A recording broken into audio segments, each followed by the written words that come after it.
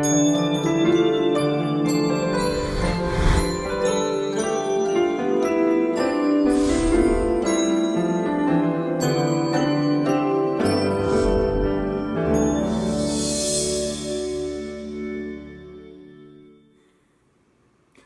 story for The Italian Job, as told by iTunes, is a spectacular robbery of gold bullion is masterminded by an older gentleman from a British prison where he is lord of all he surveys.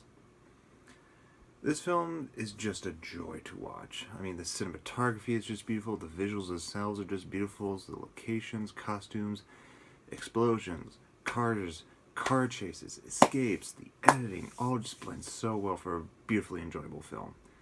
The famous car chase scenes were well choreographed and edited, making them intense, fun, and for lack of a better word, masculine. I couldn't think of any other word to say. The choice of cars for the films are perfect for the means they are used for, and also for some reflection of the character that's driving it just fits well. This film also has some good humor, and Michael Caine gives a great performance playing both the comedy and seriousness with perfect delivery and believability. The famous cliffhanger ending was put in place because the other endings were not right to the director. And if a sequel was to be made, it would explain how they got out of that situation. But unfortunately, that never happened, and we're just left hanging like the rest of the crew on the bus at the edge of a cliff. I give this film 4 stars out of 5. Now, there actually has been a big debate about how they actually got out of the bus, and if they got out of the bus at all. That actually there was a contest that's for people to figure out how they got out of the bus, and somebody actually figured it out, and then actually some people tested it, and it's actually plausible they got out this way. So I don't remember exactly how they did it, how this person figured out they'd do it, but I believe the answer is on Wikipedia. If you look up the Italian Job 1969 movie, in the description somewhere down in the bottom, it'll tell you how the contest and how the person came up with how they got out, and it is very plausible how they could have gotten out. But yes, I've thoroughly enjoyed this movie. This was just a great action car chase movie. I mean, it's just beautiful. There's something I like to call in these types of films, because not many films do it nowadays. I like to call them uncomfortable shots, and I mainly say it's uncomfortable because, like I said, you don't see it that much nowadays. Is where they hold onto a frame where the cinematographer just has the camera pointing one way and just keeps it there.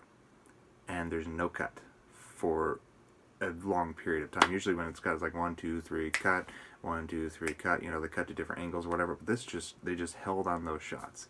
And it's uncomfortable because you're used to, those cuts and going to different angles, but it just stays on there. It's just so beautiful, those shots. It's just amazing. I wish you could see more of those in films today, because especially we use it just right, like they did in this movie for the main title sequence of going down that winding road in Italy, or when they actually robbed the gold bullion, that when the cops burst into the warehouse, the camera is actually in the truck with the doors wide open. You see the warehouse doors burst in, and the cops run in and stuff. That's all one shot, and it's taken from the van.